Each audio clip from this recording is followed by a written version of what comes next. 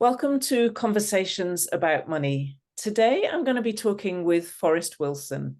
Forrest is a very good friend of mine, a colleague. We've run a workshop together, which was about the well-being economy. We share a deep interest and curiosity about exploring the depths, the truth of well-being, I would say, the ground of well-being, that's Forrest's language, the well of being, that's my language. So although you will see when you actually see him that we're from very different generations, there's a beautiful collaboration that has emerged around deeply shared interests. But what we're going to do today is learn more about Forrest's story about money, which I find really fascinating. So Forrest, would you like to tell us a little bit about who you are? Sure. Thanks, Sarah. I appreciate being here and I'm excited for this conversation. Grateful for you having me and who I am. Let's see. In this moment, I am here with you and I'm excited to share. I've been really impacted by your work and by your book, Love Money, Money Loves You. I'm feeling enlivened to share the impact that it's had on me. And as someone who is architecting and activating and enabling a well-being economy on planet Earth right now, I'm working with people from all over the world who are wanting to relate with life from the ground of well-being, want to do things in a different way. And I'm excited to share what we're discovering in relationship with each other as we're actually embodying a well-being economy together. So since we keep mentioning the well-being economy, I'm going to dive into that a tiny bit at the end, just at the beginning, just to give some context, because when you and I talk about a well-being economy, it's not necessarily exactly the same as when other people just hear those words. And I think it would be useful as a kind of introduction to the way we both work, actually, to speak a little bit about just the highlight of what we have discovered about what a well-being economy is. Do you want to say a little bit about what you feel are the central principles or practices that come with that? I'll share a little. I have a feeling what I'm going to say right now is partial. So I imagine being in Yes, and that's relationship. what I want. Yeah, I Just want imagine a being in little. relationship with each other. We'll shed light on more of it. One thing that I think is really helpful for us is to make a distinction between wellness and well-being. So there are things that we do, wellness practices like ice baths or sauna or going to the gym or eating nutrient-rich food that are very supportive for our well-being and certainly great things to be doing. And the distinction here is when we speak about well-being, we're talking about a place. We talk about the ground of well-being or the well of being, to use our two different terms. This is a place that we relate with our life, with our business, with our money, with other people. This is a place that we relate with our life from. And so I'm actually going to invite people who are listening to this podcast to not only notice what Sarah and I are talking about, but also notice where we're speaking from. And you might be able to feel the ground of well-being in yourself as we're speaking to you from it. Now, the amazing thing is down here in the deepest depths of our being, there's something that I call the wellspring.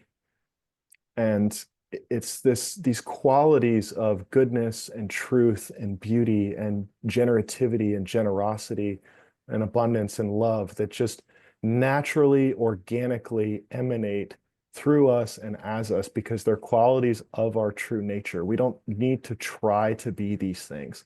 When we're relating with life from our deepest depths and from the ground of well-being, these qualities emanate as us organically. So a well-being economy comes online and reveals itself to us when we let go of the places we've been relating with life from, for example, scarcity or not enoughness or fear, and actually drop down into our deeper depths and embody our true nature in connection with each other.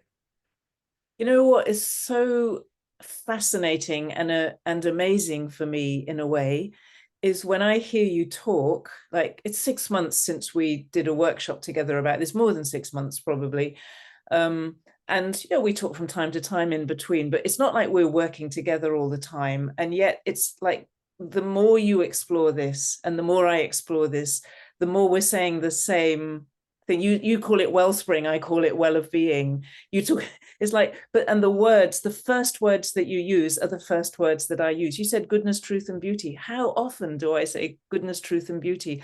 And that's not so much, I think, about, oh, look, how clever we are. It's actually about the fact that we're touching into something that is a shared experience and is available, actually very easily available, as I've discovered, to anyone who's interested in it, because I discovered that people can tap into this almost instantaneously.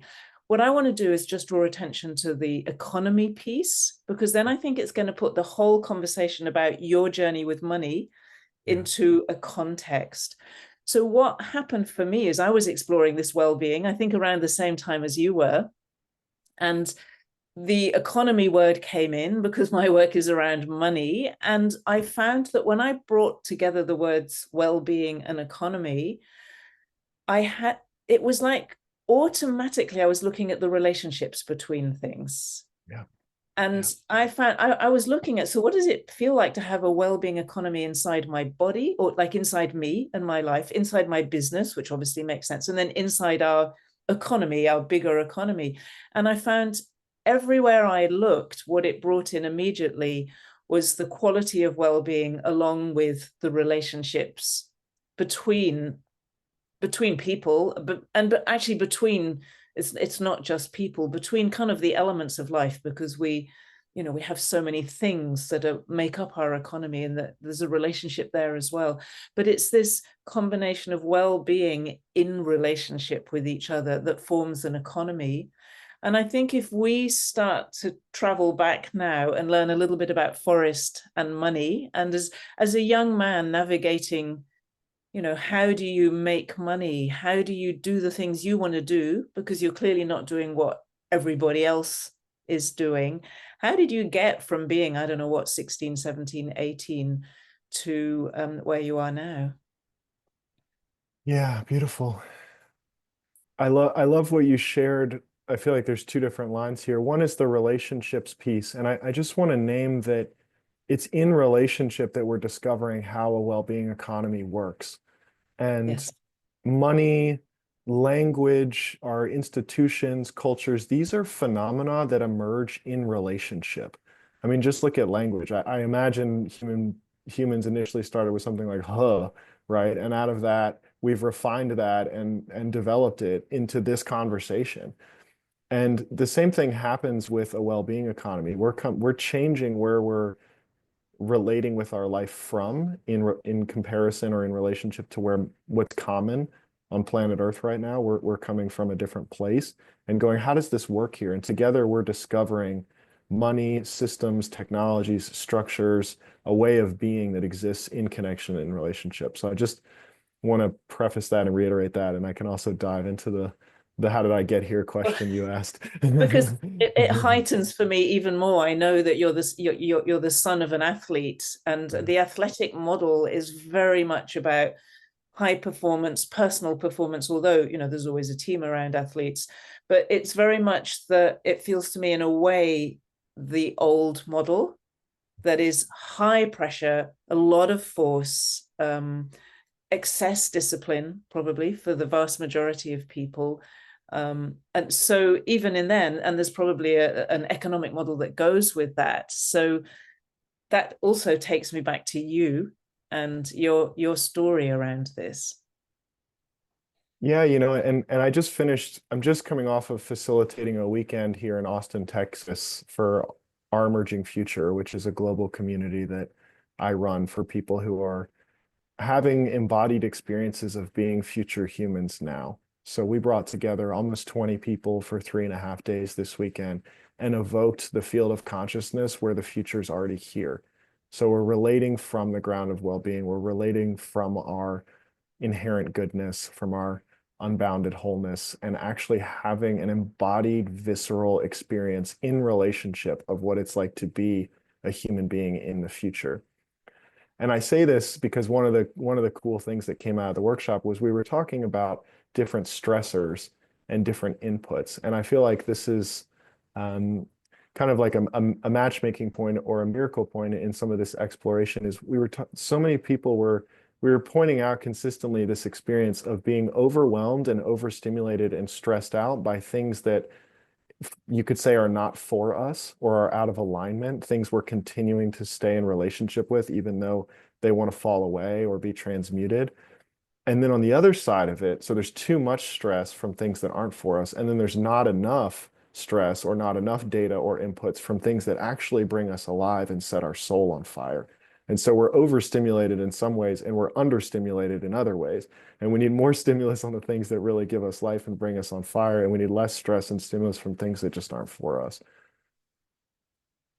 Yes, yes, Yeah. absolutely. I mean, and that's very interesting because I often talk about how we need to create the challenges for ourselves so that life isn't putting that pressure on us that kind of forces us in the end to change. If we can take on the challenge of something that is really meaningful for us, then it seems to me from what I've experienced that life doesn't have to do that for you. Life's way is usually rather painful.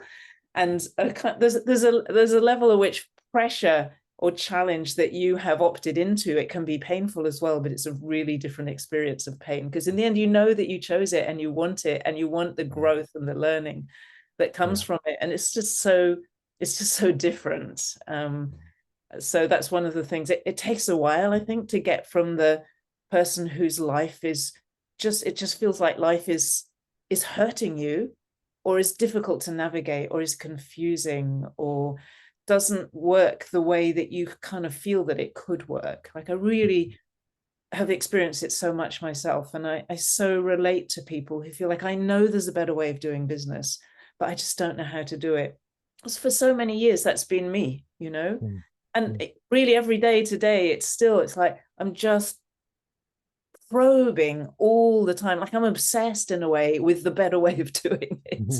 It doesn't really go away, but I notice that I have more satisfaction points now. It's like, oh, I'm actually doing it, I'm on the way now. And so I'm building on a foundation, and it took time to build that foundation. Well, in this moment, I feel like coloring in a little bit of the story you've been asking about. You mentioned my father and him being an athlete. My father was an athlete. He played football in college, and he was also a financial advisor, was his last career out of several careers. And so I got to see, I mean, to this day, I still have people who come up to me. My father passed away 10 years ago, which I'll speak more about in a moment. But to this day, I still have people come up to me who say, you know, Forrest, our daughter just went off to college this year and we're paying for it with a investment product that your father helped us put together, right? And I feel that kind of wow, you know, my dad was helping people plan decades into the future and being in connection with them and things that really matter, estate planning, planning for children's education, navigating the economics of a home, right? The word economics actually comes from the word home. And so I just really appreciate that about my father and getting to see the kind of impact he's had on people. Now what's interesting is we're talking about my dad being a college football player, and when I was 19 years old, he was diagnosed with cancer. And this made absolutely no sense to me. My dad never smoked a cigarette in his life. He wasn't an alcoholic. He was, by any outside objective viewpoint, one of the healthiest human beings alive. It just, from modern day science perspective, it didn't make any sense. And this was a real breakdown for me in terms of how things are supposed to work and how they're actually going at 19 years old. And over the next 5 years, I watched him receive treatment and care from he was in Johns Hopkins, and which was allegedly the best hospital in the world for the kind of cancer he had. And I often look back on that and I say to myself, the cancer didn't kill my father, the treatment did.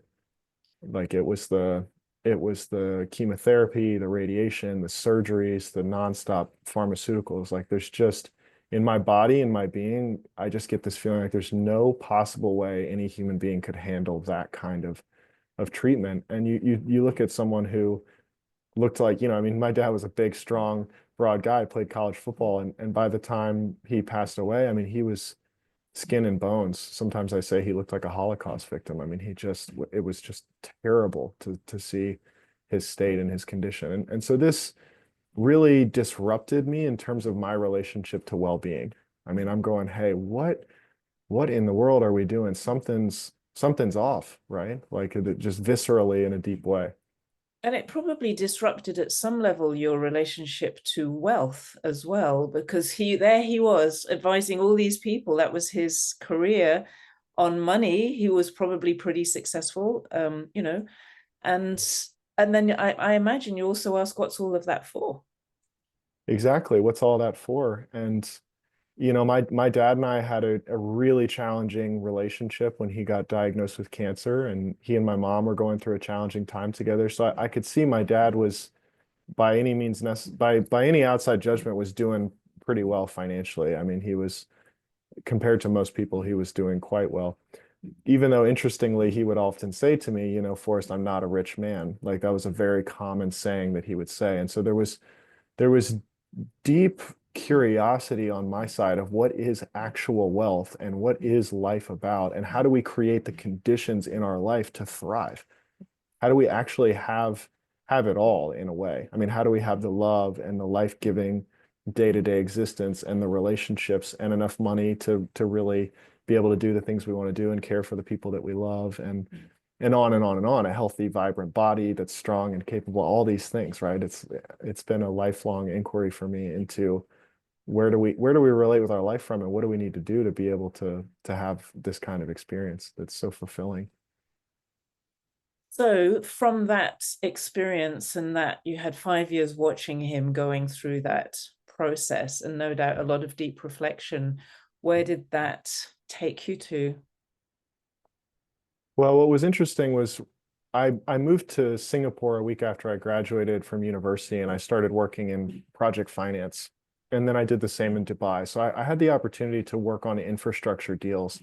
And these were deals that were valued in the hundreds of millions and even billions of dollars. So I had a really amazing opportunity to explore my passion for culture and planetary systems, and be in questions like, how does a road get built? How does a road get built in Kenya, right? We did a parking garage in Abu Dhabi. We right, like how does we had projects in Colombia and in Bogota, in Eastern Europe, in Australia. I mean, it was just going, how do things happen in different areas of the world where you have different legal structures and cultures, and how does money get funneled through multinational development banks to build infrastructure around the world? Can I And I ask you a question here? Were you already interested in planetary systems at that stage, or was it more that you started to get a global perspective from doing that work? Yeah, absolutely. I mean, I studied math and economics in college. I really studied everything in college. I went to a liberal arts school and I studied, engineering, math, philosophy, the arts, all these things. I mean, whatever I could get my hands on, I really just fell in love with learning. And I went down some really intense rabbit holes in my college years. I mean, I was watching my dad get sick, and he and I would have these conversations about the FDA in the US, for example, and go, why is it that they're keeping drugs off the market that could potentially cure people of cancer? Like, what is this incentive structure? And what's this thing called the Federal Reserve that just prints money out of thin air and devalues a currency? And what is money anyway? And I studied, I mean, I was working at my job in Dubai, and I was reading Friedrich Hayek and Austrian economics and the history of money, and going, oh, money emerges in relationship. Like the word salary comes from the word salt, because that's what people used before there was fiat currency. And I just had this like insatiable passion to understand, how do we do things, and where did this come from, and what is the evolution of human mind and human relating. Okay, so we come back to the story. I just needed to fill that bit in because you Yeah, glibly great. said, "Oh yeah, planetary systems." It's like you go there very easily, but I think it's really fascinating, actually. I think to see how we come from our life experiences into being people who care about planetary systems, because it doesn't, like, maybe it was your destiny at some level. We could say that, but that's not a very helpful thing to say. What's actually interesting is, like, what were the influences on you? What what was it that you did or got so curious about that gave you this particular story? Well, the two real drivers of evolution are passion and suffering, and I've had a tremendous amount of both, right? And that's what we're speaking to here. I had so much passion to understand how things work, to really make a contribution in the world, to be a part of something bigger and give everything I have in this life. And I also had a tremendous amount of suffering. And I'm just speaking to one element of that here with my father getting sick and passing away. But it's like through that, our questioning of ourself. I mean, who are we really? And what is this life? What is this reality that we're walking around in? And what really matters to us? These are the kinds of questions that take us to the ground of well-being. Us asking ourselves, what do I really care about? What's essential in my life? Like if I can only do and be a part of one or two or three things in this lifetime, what do I want to give everything that I have in service of? Or I oftentimes used to ask, what can we do through me? These are the kinds of questions that will invite you into relationship with life from the ground of well-being.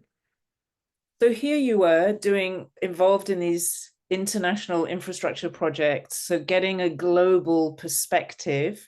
Yeah. You clearly didn't stay there forever because you've not been there since I've known you. So what took you out of that?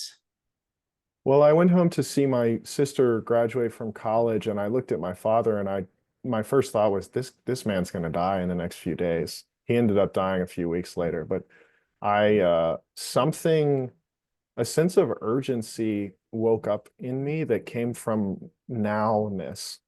It was like, now's the time. I've been enjoying this job and learning all these things, but there's my dad's getting ready to die, and I have to like go all in on something that I don't even understand. I don't know what it is, but I have to go all in on this thing. And I flew back to Dubai and I gave my job a 30 days notice that I backdated 30 days. So I said, here's my 30 days notice from a month ago. I'm leaving right now. I love you all. Thank you. They said, hey, we understand. I think they just looked in my eyes and just got it. It was like, I just can't spend another moment doing what's not for me. I have to go all in on what's really for me in this life. And I went home to support my family through the transition of my father passing. He died a few weeks later, and I eulogized him at his funeral. And that was another profoundly catalyzing moment. I mean, I'm looking out at a full church full of people. I mean, a crowd full of people, and eulogizing my father and having a very deeply visceral embodied experience of this will very, very soon be me, right? This will very soon be me in this casket dead, and somebody up here talking on my behalf, right? Saying things about me. Um, and it just gets me in contact. I mean, death is one of those things that can put us right in the face of what we really care about. And I just suffered through the experience of sitting in these questions all day, every day, basically in meditation and journaling and mindful relating with questions like, what do I want to do in this lifetime? Or what is my destiny? What is mine to do here? And these took And it me doesn't on. just come, it doesn't just come, even if you get flashes which are crystal clear, they can be very muddy within a day. Like the emergence of that sense of who you are and what you're about Yeah. is probably different for everybody, but it's not like most people describe, I don't think. So I think it'd be really interesting to hear a little bit about how your sense of purpose emerged. Yeah.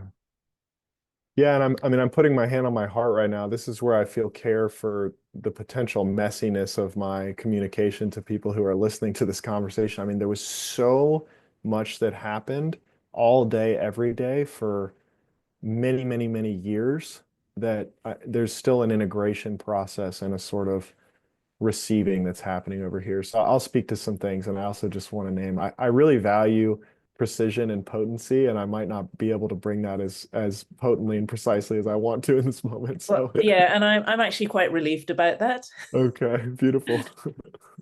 That's what I want. I'm just like keep poking you. It's like, come Yeah, on, Forrest. I be a want to see mess, right? Yes. That's great. Um, well, yeah, I mean, in a messy way, some things I can say is I dove all in on at least three journeys. One being a evolutionary consciousness awakening journey, a spiritual awakening journey, a process of becoming one with the divine, right? There's that kind of line. A second one would be a healing trauma work, shadow work, karma work line of getting really deeply involved in healing work and deconditioning work and purification, right? Like releasing everything that's not the truth of who we are.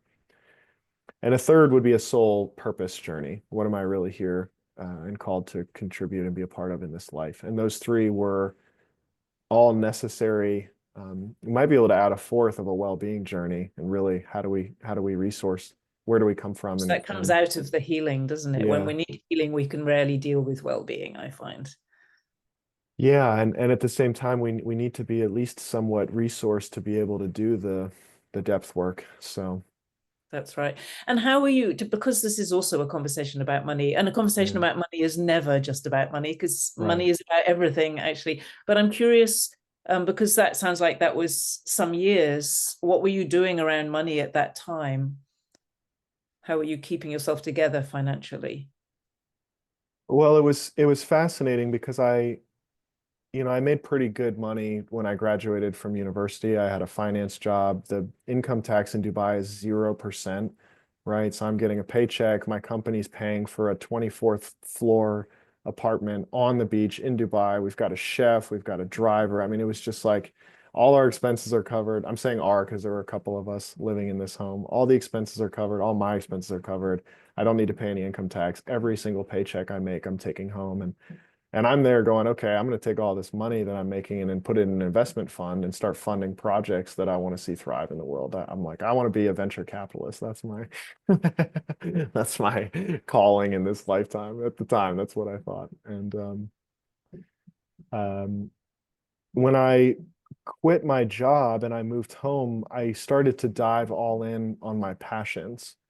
I started an educational nonprofit that was creating a tiered mentorship model for young people to get support finding their calling and what they really cared about in life, which of course was also helping me find my calling and what I really cared about in life.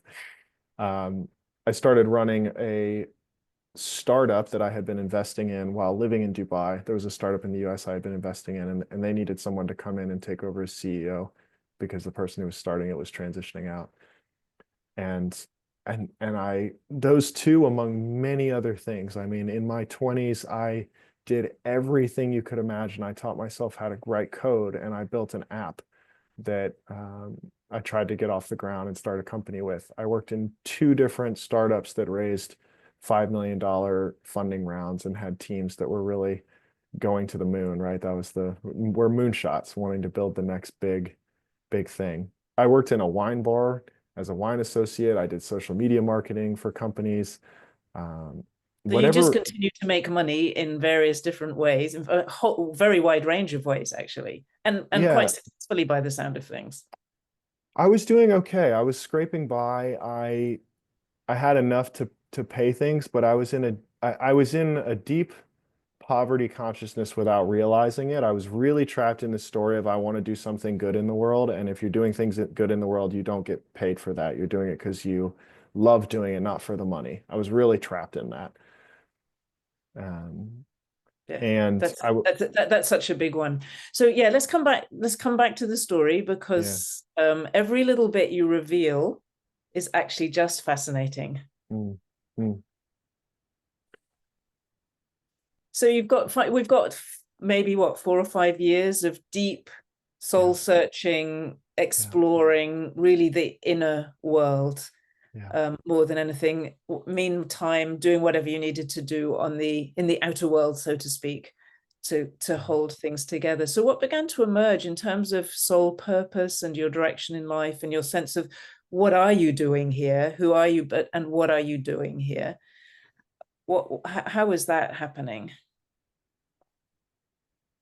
Well, fast forward a bit, something that really started to shift with me is I started to support people who, after I was more stable, right, on the other side of my experiences, after I had done so much healing and trauma work that I actually had the capacity to facilitate it for other people. After I had done so many different components of business in a lived way that I could work with people who owned businesses and help them make progress and succeed with their companies. After I had gotten trained in enough different movement modalities and recovery therapies and uh, well-being practitioner protocols, this kind of stuff that I could actually support people embodying more well-being. It came online increasingly more and more that I'm essentially doing coaching, which I had a big resistance to at first. I really didn't want to do coaching, and there was this thing about being a life coach. Some people would be like, "Oh, Oh, I you're a life." remember. Yeah, Yeah. we invented different names so that we could say that we weren't life coaches. Right, exactly. I'm like, oh, cringe. I don't want to really, like that was a big cringe. Um, and and at the same time, I really do think there was a beauty in that because I wanted to be more than just a coach. I wanted to also be a player. And that ended up leading me into starting an incubator. I started an incubator called Light in Action, and this was for people who are embodied examples of a well-being economy, people who are embodied examples of the future right now. And I helped them get some funding from investors. I put them through a 3-month-long cohort where we helped them access states of coherence, get into flow states, embody more resourceness, and bring all of the well-being, mystical, evolutionary, developmental, healing, spiritual worlds into applied, practical daily life.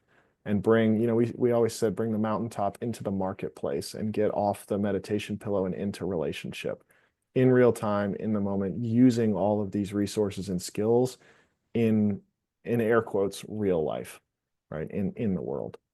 So what I know about that is that is not always an easy journey for anybody. And I also know because the actual the spring of, so to speak, or the source of this conversation that we're having now is when you told me the story of using my book actually in a very difficult moment. So I'm really fascinated by the way that you first of all have navigated the actual challenges of deciding to make money doing something that is purposeful or that you really care about and makes a difference, because you expressed it perfectly. It's like we have this, it's not even a belief. I think it's so deeply instilled in us, this conflict between money and purpose, or money and anything that has a spiritual touch to it, really. And most of us are not even aware of that. It just creates this grinding conflict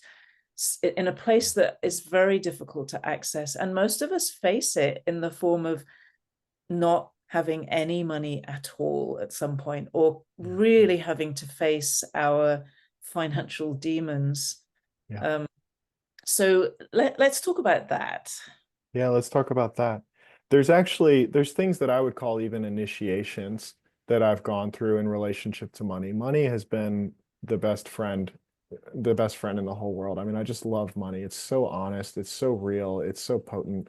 Um, and what I want to speak to is, I mean, this has been my own personal journey, which of course is the work I'm supporting people with now, which is that consensus reality on planet Earth right now is for the most part sourced from not enoughness and scarcity and fear and lack. There's not enough, and we have to do something about it, which means right here, right now, in this moment, something's wrong and everything's not okay. And that's the common consciousness that people are walking around in. And um, it's like being a fish in water and not knowing you're in water, right? We're all born into this soup that we don't know we're in. And when we start to become aware of the lie, the collective hallucination that we're all walking around in, it's quite a process to get ourselves out of that and to purge and to, I talk about a sauna for the soul, right? To actually detox the fear-based, survival-based, not enough consciousness. And this is in our psyche, this is neurochemicals, this is our beliefs and stories about life, this is the way we relate with our experience. It's all of these different things. And the thing that drives me a bit crazy sometimes is that we re-emphasize it over and over again. The number of times that I hear people saying that our nervous system has developed to, in case we're attacked by a saber-toothed tiger. And I actually just don't believe it. I simply do not believe that that's even true. But there's so much research that then piles in that kind of proves it, but it's proving it from a point of just, well, we were already living like that anyway. So Yeah, I think this is very important because, as you say, it's the soup Yeah, that we live in. yeah. And therefore, it's very difficult to discern what's happening to us. And, we buy things, we're driven to buy things all the time by that sense that I'm not enough, I don't have enough, my life's not good enough, I'm supposed to be something other than I am. And that again creates this terrible discord inside of ourselves. Absolutely. And I mean, I say this, my hands on my heart, I feel all the compassion for this in the world. And I'm going to say we make a mess of our life without realizing we're doing it. I mean, we go, oh, I would do this thing, but I don't have any money, so I'm going to go do this other thing. And we go and make a mess. We run around chasing money, and really what we're chasing like that the money is a symbol that's holding our projection of our sense of safety, our sense of enoughness, our sense of inherent value, our sense of belonging. We're projecting all these things that are innately ours into this phenomena of money and thinking we're going to solve it out there. And it's a game that can go on for, I mean, clearly thousands of years, right? We can just keep doing. I mean, it's, and most human beings are going, if I just get that number, it's going to solve the problem. And I just had the wherewithal to sit with that deeply enough and go, that's insanity. I mean, that's actual insanity to think that that's going to solve it. There's got to be another way. And so the initiations were in the process of taking those projections back and actually dropping into, okay, let's just really check. And anybody who's listening to this, check right here, right now, in this moment. Are you okay? Right here, right now, in this moment, are you okay? And this is what I call fundamental okayness. It's like, whoa, if I start doing this more and more, I mean, I get chills as I say this. I'm going, oh, this is true all the time. Actually, all this time I've been in this story that I'm not okay. I'm not sure if it's ever been true. Maybe it was for a second or something, but for the most part of my life, the more and more I really look at it without these glasses on, it's like I've been okay this whole time. I've just been in this story and this pattern of behavior that I haven't been. And this starts the process of really unwinding the mess that we've been walking around in, is to go right here, right now, in this moment, I'm okay, and to really sink in and allow this to take over and relate with life from fundamental okayness. And then we go, okay, that's like step one, right? Step two is I take my power back that I've been projecting onto money and go, okay, I'm okay from okayness, feeling my inherent sense of value, feeling my inherent sense of good enoughness, feeling my inherent sense of worth and my gifts and my capacity. What happens? Right? I don't even have to do anything. I can just sit here and rest in those qualities that I was projecting onto money. When I take back that projection and just rest here, an impulse is going to come. And that is going to be a sourced impulse. That is going to be a well-being impulse. That's an impulse that will create more beauty, more goodness, more truth, more love, more generativity in our own personal life, in our relationships, and in the world.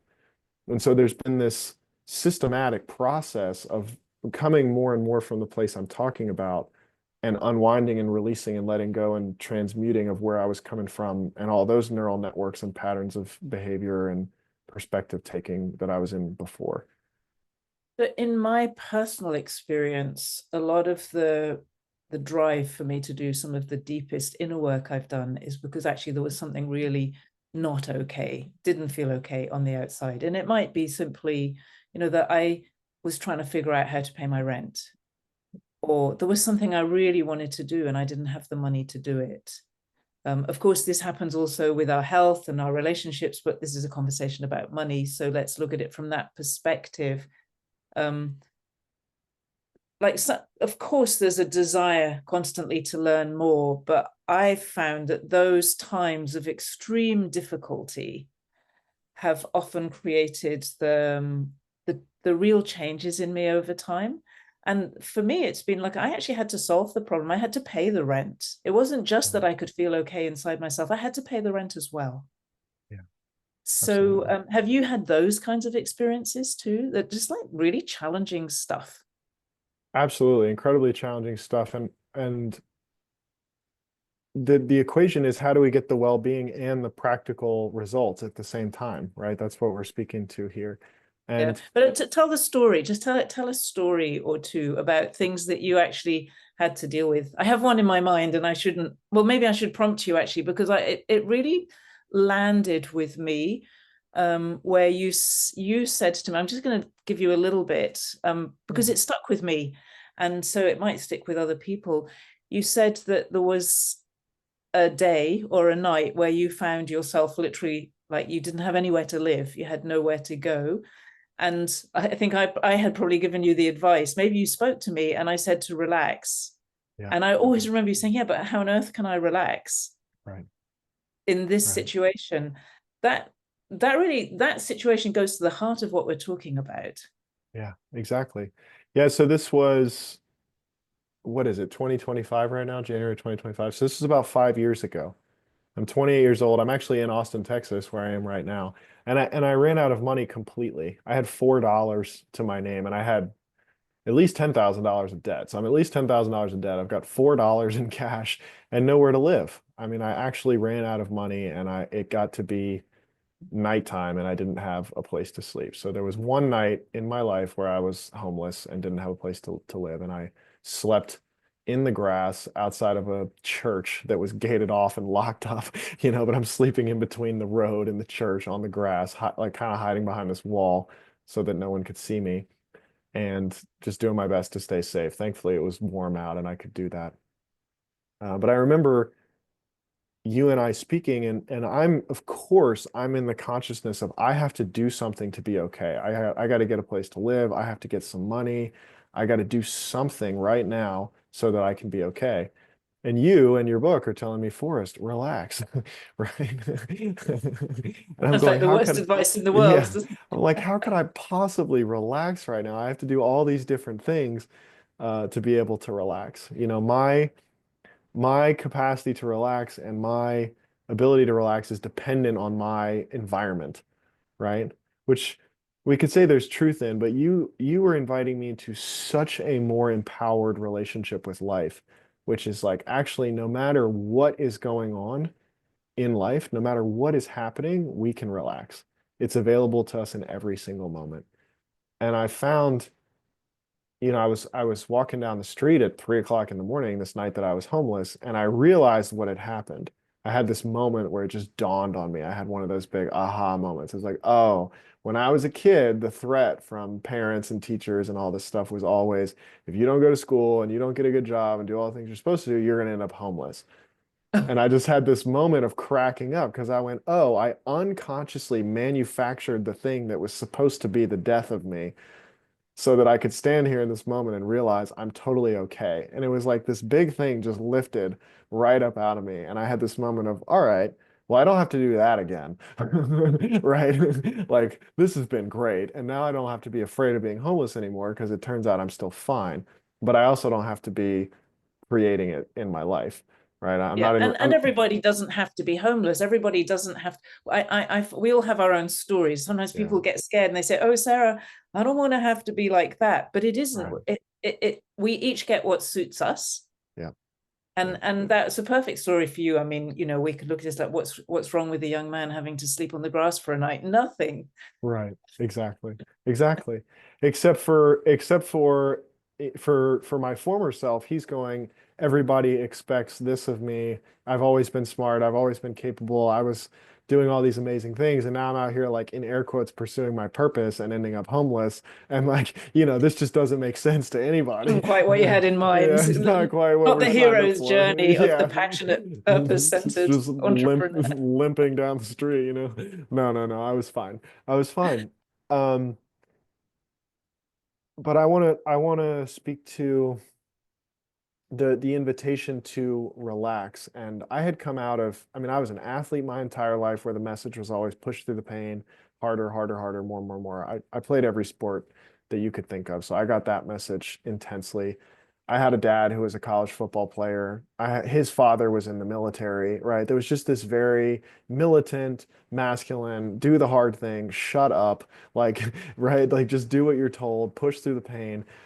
And then I was in startup culture, which is like this whole culture of work 100 hours a week and don't sleep and drink 300 cups of coffee, and whatever you do, just make sure you die in service of our mission to support people flourishing, right? Like the contradiction in Probably that. isn't, because often it's a widget or an app or something Right, that barely right. supports people to do anything important at all. I mean, maybe And you were and doing we're gonna better. and we're gonna kill ourselves in service of helping people, thrive, right? That just totally makes sense. Um, And so I just realized quite frankly, the lunacy of all of this. And I'm going, here's this woman, Sarah, and her book that are inviting me to relax, which has got to be the craziest thing of all of this. Like, there's nothing crazier than an invitation to relax, right? It's like, actually, that's the most sane thing, but deeply confronting thing that anyone was saying to me because I was just ensnared in this hysteria that human beings get ensnared in, which is like a hamster wheel of just craziness. So again, I want to say I'm saying this with love. I'm not trying to judge anybody. I was there, but it's a hamster wheel of insanity. Um, Yeah. and so I started to relax and there's a real purification process that happens. I mean, when we have been running on stressed out, right? Like the chemicals of adrenaline, norepinephrine, cortisol, when that's been our fuel source. And we've been coming from fear-based, survival-based, not enough consciousness. It's quite a journey to detox that, to to I mean, I started taking salt baths every day so that my kidneys would open up and release all the pent-up stress that my kidneys were storing.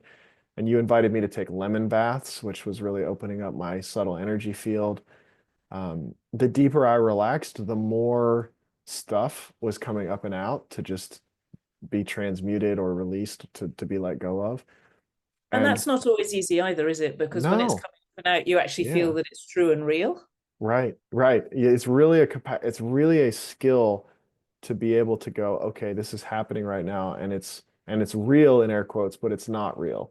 It's knowing that it's coming up and out and almost needs to be real while it's real to then be gone. We really almost have to relive it in a way fully to have it come through.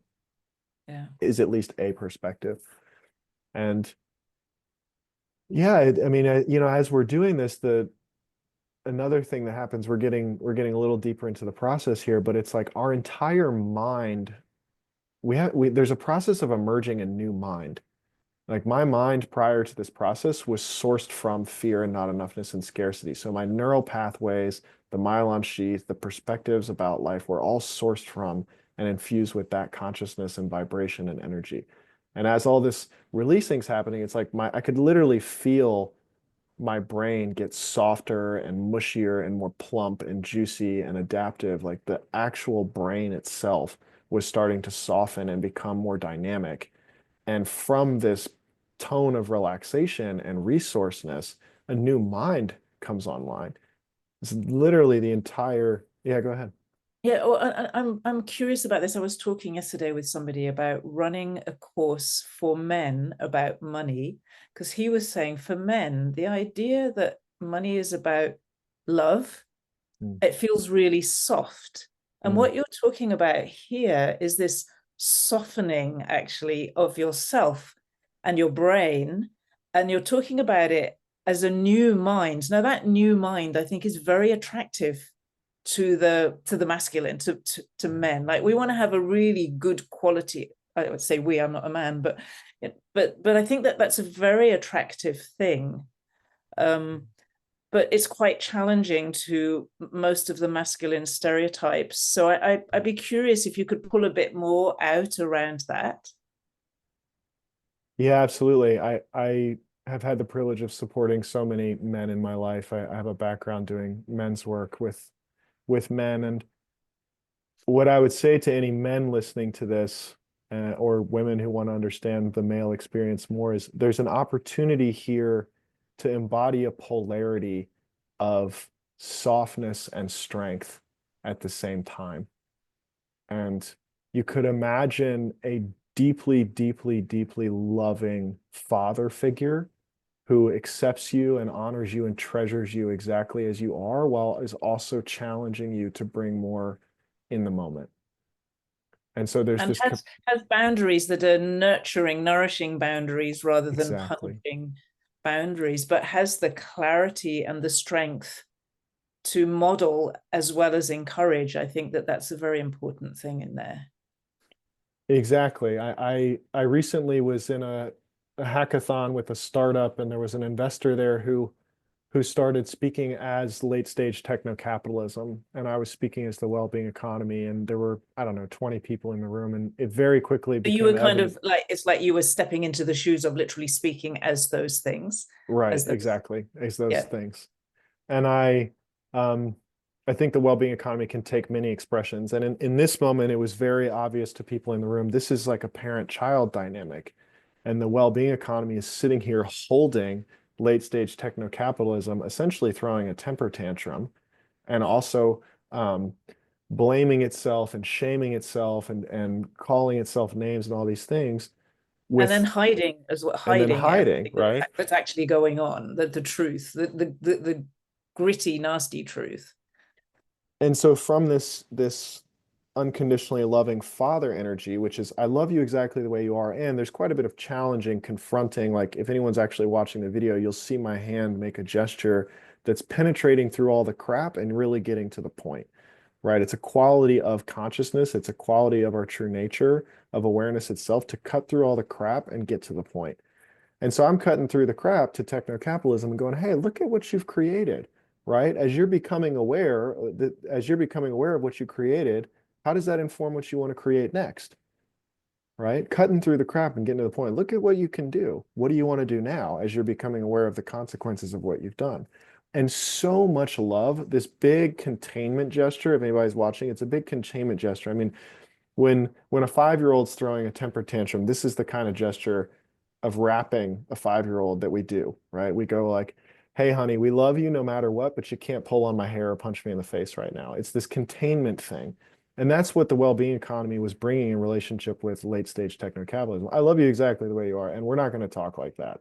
I love you exactly the way you are, and you're not going to punch me in the face. You're not going to do these things you're saying, right? It's a very There's loving. a sense that the sense that I have around this from my own personal experience is that we have to withdraw our energy. We have to stop supporting the behaviors that are not supporting well-being. And Exactly. those behaviors are typically bullying, they're very narcissistic, they're Yeah. sometimes those other things, psychopathic and sociopathic, if we want to get into all the pathologies, but they are behaviors that none of us likes. We know that they don't really work as a way of solving problems. We know that they're not good for our well-being. And yet we have tended to typically just support them very generously. Actually, we give a lot of energy to them. And the biggest thing that I've had to learn is to withdraw my energy. That means my attention, it means my curiosity, it means anything that can give fuel to behavior patterns that don't support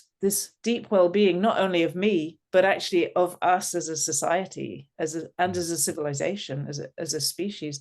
And I think that's a huge lesson for us in this transition from, I can't, what did you call it? Corporate techno capitalism. Yeah, It's late a stage new expression for techno-capitalism. Yeah. me. Yeah, sure. It's perfect. To the well-being economy is, how do we as ordinary citizens relate to this very dominant system? And it, my husband always talks about, well, it's the system that's wrong. And I get at him a bit, because I think he makes himself the victim of the system. But at the same time, there is a system that is based on some, well, of course, if you live in scarcity and fear, bullying is very likely to emerge. I mean, the alternative is that sharing emerges, and we know that that's also possible, but we seem to have come out with the over masculinized version of dealing with scarcity. And I don't think we need to go to the over feminized version of dealing with scarcity. We need to actually grow up, bring the masculine and the feminine together to collaborate, to create an economy that actually works for all of us, which is what we're talking about here, isn't it? Well, in my own personal journey, I've had call it a shamanic journey or a inner parts work kind of thing, but I've had the experience of seeing my masculine, the man in me, protecting the woman in me. And he's all beat up and bruised and everything, doing everything he can to protect her. And I will speak to a few things that have happened here. One is when the man in me looked at the woman in me, he went, "Wow, she's okay. She's actually not hurt, bruised, or anything. And there's a moment of, I actually did it. I've kept her safe. Like I have done that. And there's another moment of as that there's like really core assumptions there. Like for example, the man in me needed all the power to make sure that she was okay. He had to have Yeah, all she wasn't okay and therefore she needed you. It's very right, fun for me to exactly. listen to you as a woman. And we talked about this once before, and I remember coming away, it's like, yeah, that's really intriguing. And most of the time, I don't need that protection. So that was a very curious Exactly. experience. Exactly. And there's something really healthy in there, you know, where it is in me right now, and these things are alive and evolving, right? But where it is in me right now is exactly that. The woman in me going, I don't actually need this most of the time. And it really is nice to know you're here if I do. That kind Yeah. of dynamic. Um, and also to see the woman in me healing the man in me, the man actually softening and relaxing and letting the woman heal him and take a sponge, right, that's soaked up with healing and love and wipe him down and go, let's support you to heal. And I feel like This there's is an what's needed. This is what's needed at the economic level. We need exactly, the economy to allow itself to be healed by a exactly. more feminine energy coming in, not to crush or obliterate or Yeah. destroy the masculine, but to allow it to express itself in a healthy way with clarity and Yeah. command and the Yeah. qualities that come with that. Exactly. And that's why I'm bringing this up because I want to point to a couple of these key signposts in the same process, which is one, I think it's really helpful to look at like a postmodern or a late stage capitalist society and go, okay, if we look through all the distortion for the inherent goodness, this thing is trying to keep everybody safe and protect and provide for everybody. So let's see the positive intention. Let's see the inherent goodness and what it's attempting to do and then go, hey, you know, actually, there's an argument to be made. It's been successful. It's worked. It's at least been functional enough to get us to here. If we're going to make the argument that it's not functional moving forward, it's at least gotten us to this point. And so acknowledging that it's like there's something really freeing of, okay, we're admitting this isn't working for us anymore. We want something different, but it's gotten us to here and it has a positive intention. And then from that place, I think it really opens up the possibility for a new way and for the feminine to come in and go, hey, it's a dehydrated structure because it doesn't have the hydration of the feminine. It's a stressed out, dehydrated, chronically, induced structure that needs the nourishment and the satiation and the rich nutrition and nourishment of the feminine. And from that, when the structure that we're currently walking around in that we call late stage capitalism lets in the nourishment and the sustenance and the love of the feminine, a new structure will emerge. The same way I was talking about with the mind earlier, a new human mind will emerge on planet Earth that is from that nourishment, from that satiated, nutrient-rich, resourced consciousness and way of being. And therefore, all the systems and institutions and structures and technologies and ways of being and relating will be sourced from and infused with that resourceness. And so we will be getting, there are virtuous cycles of generativity and regenerativity that come online because the inherent properties of nature are being honored in our dynamics. Yeah. And there's one little piece I want to go back to that I think is really important, because a lot of what's happening at the moment, where there is some awareness coming in, even within the system that you referred to before, where there's shaming, and people are recognizing what they've done. I know people who've been part of the financial system and they've been participating for years in a system which they know is destructive of nature and of human well-being. And I know people whose money is in it. I mean, pretty much everybody who has an investment, almost their money is in that system. And then comes the shame and the guilt. And it's very easy to guilt trip human beings. And the one thing that I found is that if you start to try to do things from guilt, that is absolutely disastrous.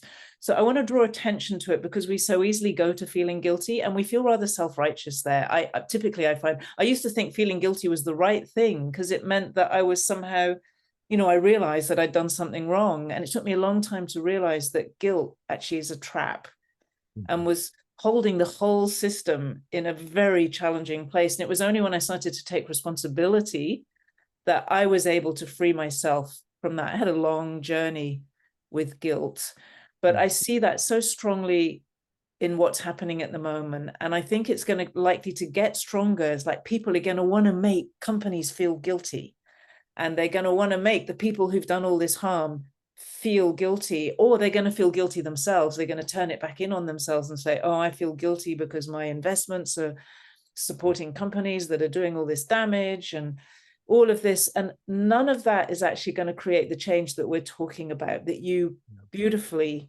described. So this nourishment that you're talking about, which brings healing, but actually really taps us into well-being, is what enables this new mind, this new system, this well-being economy to emerge naturally, organically, so that it can actually establish deep roots. Like in regenerative agriculture, the plants start to have deep roots that receive the nourishment of the water and all the microorganisms. Like the whole richness of the system is then able to emerge naturally, and you cannot force this. So let's talk a little bit about that, because your story started with a lot of force. Yeah.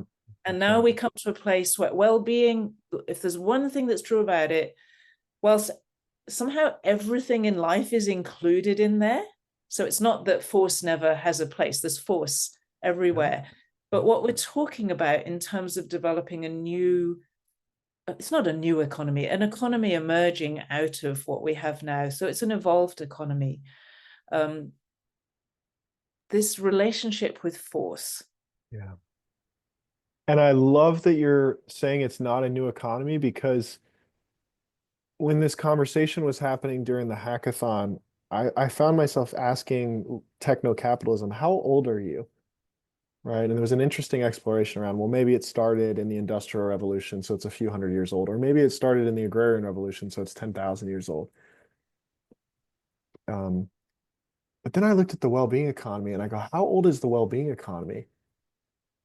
And I get a little bit of shivers saying this, because it's like there's nowhere in space and time that I can look and not find the well-being economy. There's nowhere I can look and not find it. It is timeless. It is eternal. And it's here now. Our fundamental nature. Exactly. It's Exactly. what we're made for naturally. Exactly. And so it's not from the perspective of late stage techno-capitalism. Capitalism and the well-being economy are opposites, and they're separate, and they're at war with each other, and one of them is going to win. From the perspective of the well-being economy, we are not two. These are inherently one thing, and our destinies are intertwined and in a process of becoming together. So where you can see and feel where you're relating from in terms of whether or not you're experiencing the separation.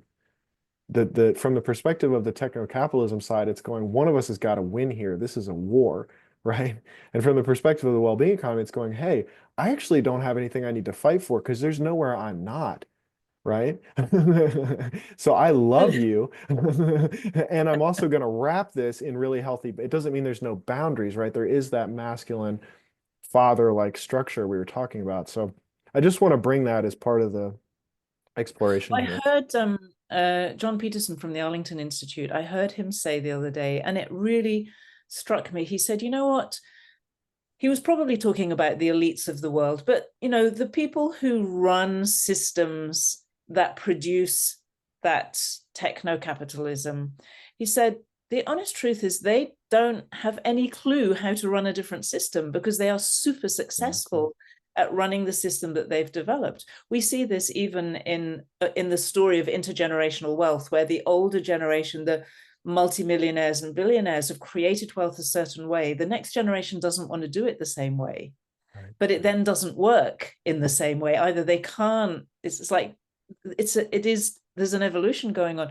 When he said that, so it made it, it's like, so of course, people who think differently, who have a different mind, who have a different heart, are the ones who create the new systems, because you can't really expect people who are super successful in something to do that, even on the whole, if they know that that's not working very well anymore, or it's falling apart. Not because maybe they don't want to, maybe they're crazy because they want to keep things successful. They actually don't know how to because they haven't wired themselves for that. And as you've described, and as I've experienced, and so many people we both know, there is a real transition internally and externally to shift from living from scarcity to moving into well-being, and running a business from scarcity to running a business from well-being.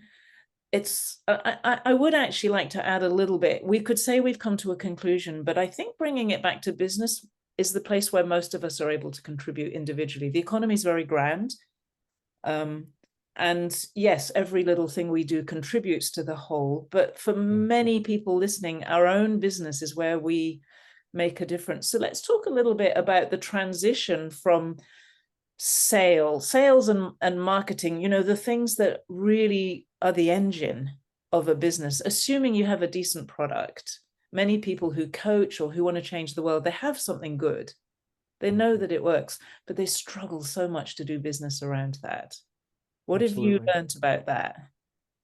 Well, in conventional business, we're sourced from there's never enoughness, right? There's never enough. And so that very quickly gets us into extraction consciousness, and we're trying to manipulate people into buying our product and coerce them into doing something that they may want to do or they may not want to do, but we really have an agenda with people who we meet, and we're trying to get them to do the thing we want them to do and spend their money the way we want them to spend it. And they only have a limited amount of money, and it's not enough, and we've got to fight with our competitors and other people. Like, it's just a whole world. It's a whole realm of how we relate with people, right? And they're not even people, they're numbers in a spreadsheet, or they're leads, and they're kind of classified and chopped up into these avatars. And it's just this whole realm. It's this whole realm of traditional, conventional business consciousness and how you get leads and do marketing and do sales. Versus in a well-being economy, we're coming from more than enoughness already. We're coming from prosperity, we're coming from generativity, we're coming from abundance. And so the question starts to be not how do I coerce and manipulate people into doing what I want to do, but as I relate from the wellspring, as I embody unbounded wholeness and come from my heart, who's out in the world resonating with me and what I'm up to, right? I'm actually attracting what it is that I'm putting out into the world. And so the more fully I embody the vibrational tone of the true self, right? The more that the reality becomes a perfect mirror reflecting back to me how well I'm doing that, right? It's like the clients, the business opportunities, the partnerships, the deals, all these things come back, and what their quality of them and the vibrancy of them, the reverberation of them are a mirror of what kind of way of being I'm walking in the world through. And so business, I mean, for me, it's like these structures and these contexts and these vehicles become super dynamic, and we hold them really lightly. It's like maybe I start a business, maybe I start a nonprofit, maybe I write a book, maybe I bring in a tech product. Like there's this kind of, the more I drop into the place that creation is sourced from, there's a real agendalessness of how things are going to take form that we're invited into. And then as the forms start to shape themselves from the ground of well-being, from the well of creation, from the wellspring, we are tending to and nurturing the unfolding of those creations as they have their own trajectory, they have their own volition, they have their own life force, and we're supporting them in the process of fruition, right? And so it's there's a really go for it. interesting dynamic in there from my experience of how you have, like, I've had to really develop more and more, or support, I would say, nurture actually my sense of direction. But because I didn't have a really strong, that kind of techno capitalism, that high achieving, I didn't develop that very strongly. And so that leaves a bit of a gap. If you have a very strong achievement experience that sort of fills in that piece of your development, I didn't have that terribly strongly. I had to really nurture my ability to hold a consistent direction so that I don't just wander around doing whatever I feel like, because there are many things I feel like doing. And at the same time, to nourish it in such a way that it can grow under its own organic steam. And wherever, coming back to the thing about force, wherever force has got applied, something has happened in the end, which has meant we've had to change the direction. And I've had absolutely the experience that you described, where it was like the original intent of this business is establishing itself. It's like, it doesn't matter what you do. There's something, it's like, I don't want to say implanted in it, but it's like the seed. The acorn cannot turn into a sunflower.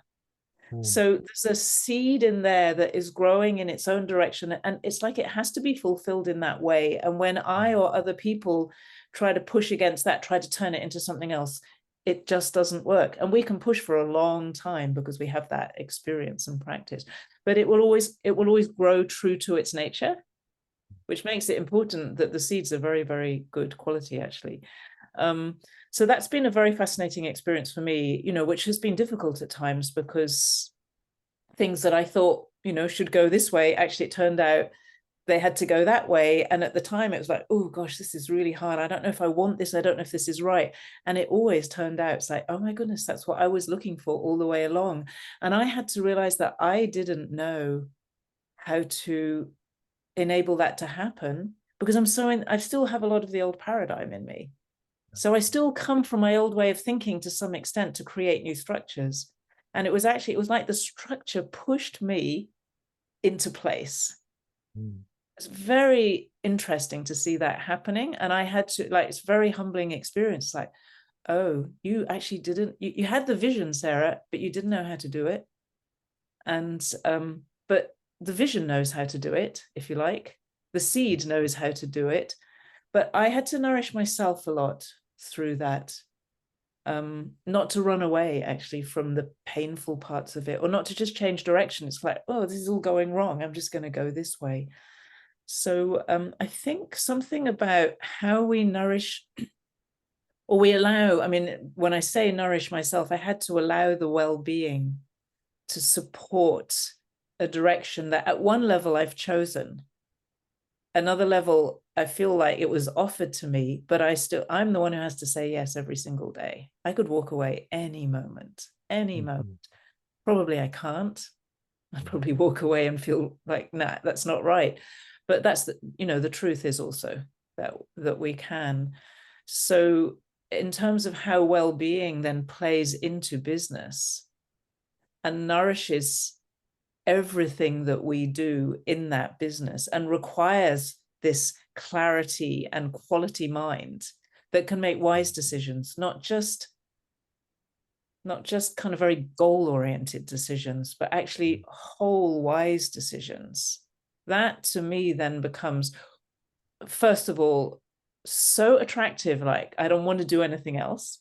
And secondly, so challenging that it's not like, oh, it's difficult to sell things in this because it's different. It's more like, I just want to learn how to do that. I just want to become really, really good at I want to establish these better ways of doing it. How do we communicate? How do we share what we're offering with people in a way that brings this well-being, a shared experience of well-being, and creates common wealth, shared wealth? And yeah, that feels worthy of my energy and attention. It's not, I'm not good enough, I don't know how to do it, it's not working. I can feel that sometimes, but it always pushes into me into, yeah, but what if it did work? What if I could find the way to make it work really well? And I know that you are on a similar journey. I'd love to hear what you're doing now, what you're working on. Yeah, absolutely. And I love, in what you're sharing, Sarah, what really lights up in me is, and again, this is another one of the big distinctions, but you're speaking about regenerative farms, you're speaking about seeds, you're speaking about acorns, right? And flowers. And just for anyone listening, notice the difference, right? We almost necessarily must. I don't force anyone to do this, but we through the process of embodying the well-being economy, I see that almost everyone transitions to living system metaphors for our business. Whereas you talk to techno-capitalism businesses, and what are they going to say? This machine that we're building, our engine, right? Like I our want to be bulletproof. exactly. I want to be bulletproof. Exactly. Gosh almighty. Um, right. I want to be bulletproof. This machine that we're building, it's an assembly line consciousness in a lot of ways. And now with AI so big, right? It's things just can get reduced down to ones and zeros, and things can get reduced down to just the mechanistic consciousness, whereas we're bringing a living systems consciousness. And I love the garden metaphor. I have a business that's called The Ecosystem.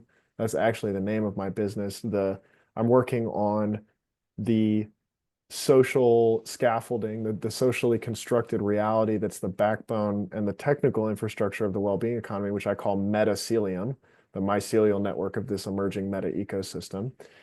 When you say you're working on things like that, Yeah. probably it's very difficult for other people to have any clue what you're talking about, because like I know at an energetic level, and I know because I know you, but the words just freeze my brain. Yeah, so I think something that's really grounding for me, I mean, hopefully this is grounding for anybody listening, but when we're looking at an evolutionary trajectory, I actually think that human beings are in a process of an evolutionary species change. We were Homo erectus for almost 2 million years. We've been Homo sapien for 300,000 years.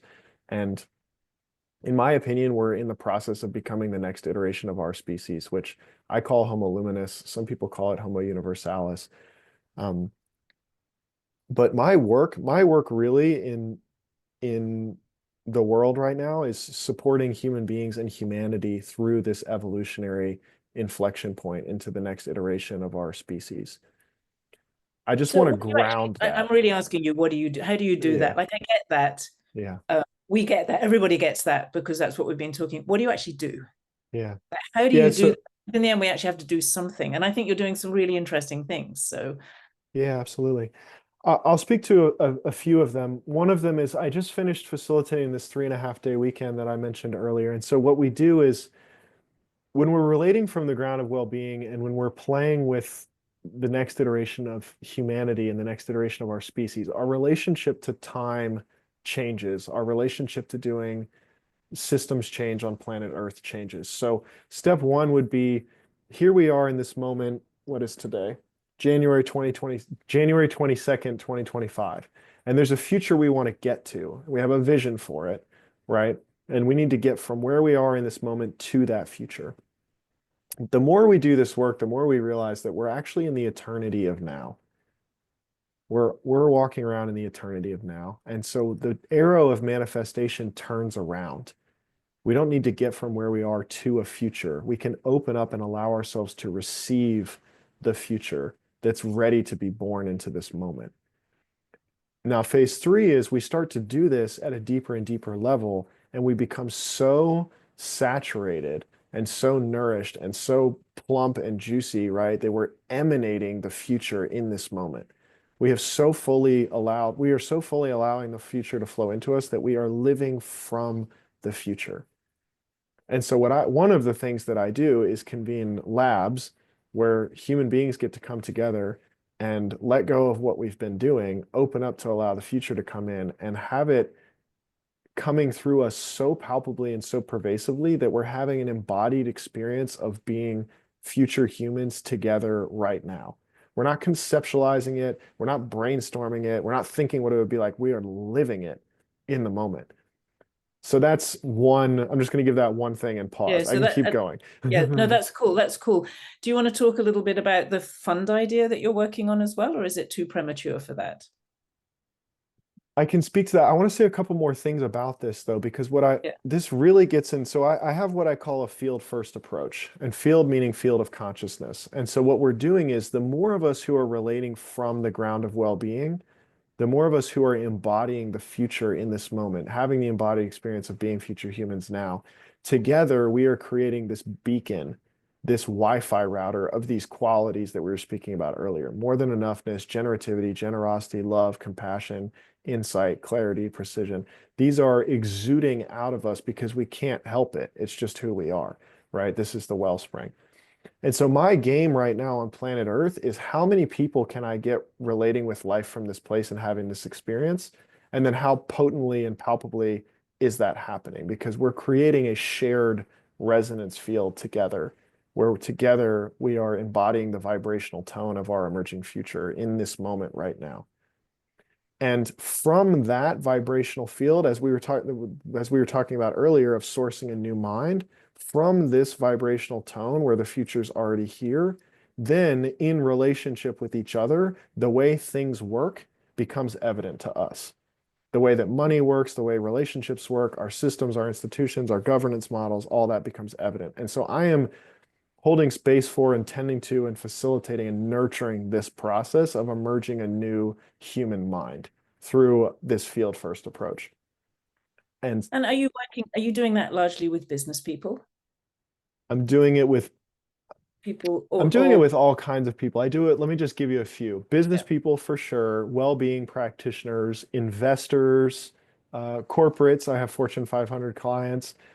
Parents is a really big one, and we can talk about parenting, how parenting is growing up, and then we're seeing that in business building, actually.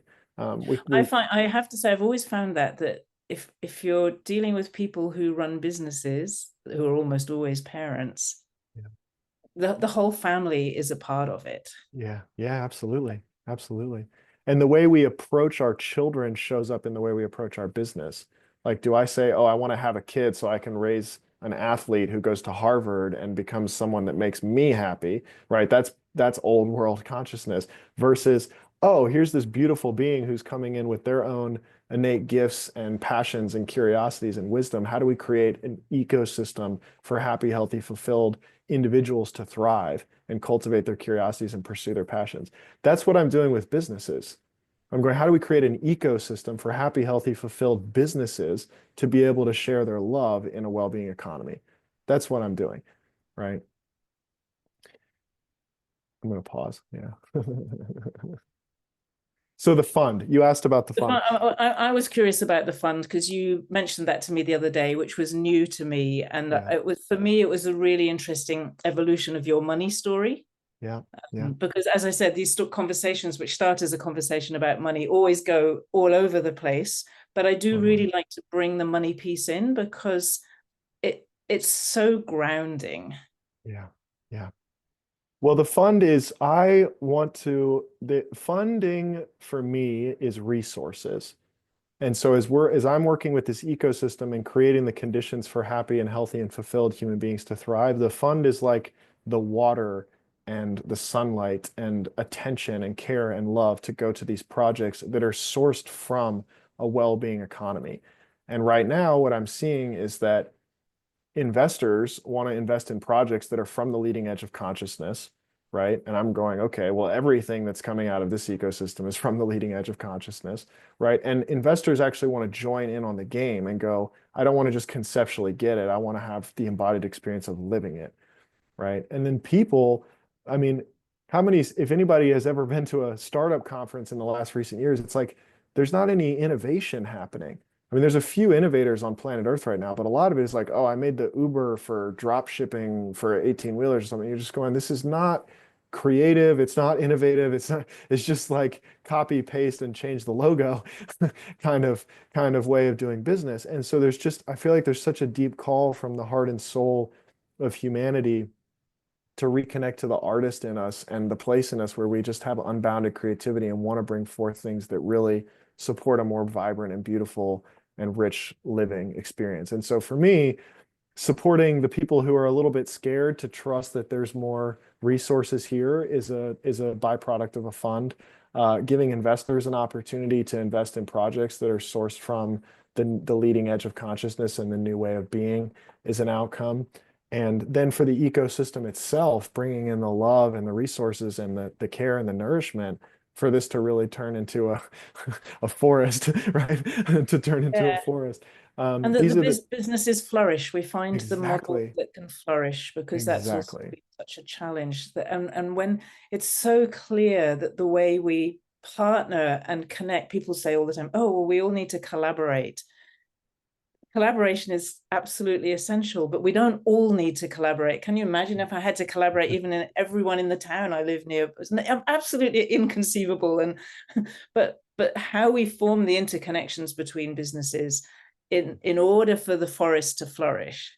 Yeah. Again, we come back to nature, because it's not just trees, it's all the other pieces, and it's the tiny bits as well as the huge bits that all connect together. And so I feel we're not only learning a new language, but we're learning, it's like new wiring for business, for communication, for collaboration and partnering with each other. All of this is kind of in the sort of old model, in the mill at the moment, but it is a bit like that sometimes. It feels like we're being ground into something new that is tremendously important and tremendously experimental, and is beautifully risky, I would say. Of course it's risky because it's new, and it has to be, and that's where we love to live, because we feel alive. We're really living in that place where we feel alive. Yes. So where do people find out more about you? So my name is spelled Forrest with 2 R's. My middle initial is B, and my last name is Wilson with 1 L. You can go to forrestbwilson.com, Forrest B. Wilson on Instagram, Facebook, everywhere. I have a podcast called The Forrest Wilson Experience that, Sarah, you've been a guest on, and many other people are. It's a field first podcast. So the intention of the podcast is to give people conversations sourced from this consciousness to have more persistent and consistent access to this vibrational tone, to be able to help stabilize it and instantiate it more. I think one place is really, one place is enough, because that will take people to everywhere else. I would recommend the website. Perfect. Yeah, they'll be able to find whatever you're doing there. Wonderful. Great. Well, we were at risk at the end of that conversation of starting a whole new conversation. I felt that. I was trying hard to rein it in, because I know that we can't go there today. You did so good. That's amazing. Thank you. Thank you. It takes a lot of skill to be able to do that. I just want to acknowledge you for that. I appreciate you challenged me a bit, I have to say. We could go on for 5 hours. Well, we could forever. And also because I want people to see, you know, the real power of what's happening here. And everybody to find their own way of engaging into the well-being economy, because an economy is for all of us and we all want well-being. So however that looks in the end, we all want to participate in that. I think that's a very easy thing to say. So, you know, to create those pathways and the entrances into the ecosystem, it is a bit like an ecosystem that just gradually grows and spreads and gets shared by people. So thank you, Forrest. I understand very clearly why we work together. It reveals itself more every time we have a conversation or do something. And yeah, let's continue in this work. And thank you for spending time sharing it today. Yeah, absolutely. Thank you, Sarah. Thanks to everybody who's here listening and taking in this conversation. The well-being economy is here. It's available to all of us in every moment, and we can say yes to it right now. So that's my invitation to you. And yes, thanks, Sarah. I appreciate you having me.